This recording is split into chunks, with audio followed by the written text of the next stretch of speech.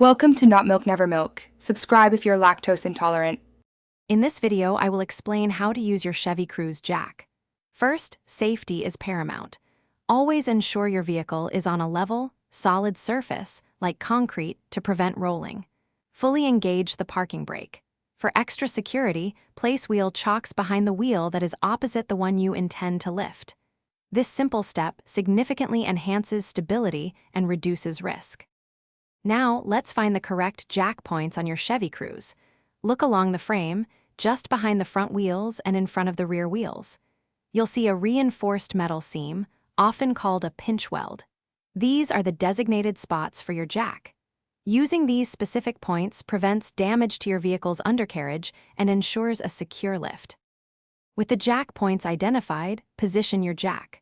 Place the jack saddle, which is the part that contacts the car, directly under the reinforced pinch weld.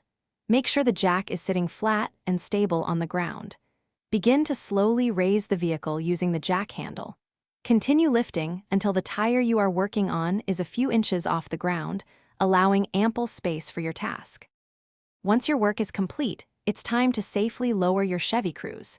Carefully turn the jack's release valve counterclockwise, allowing the vehicle to descend slowly and smoothly. Once the tire is firmly on the ground, you can remove the jack.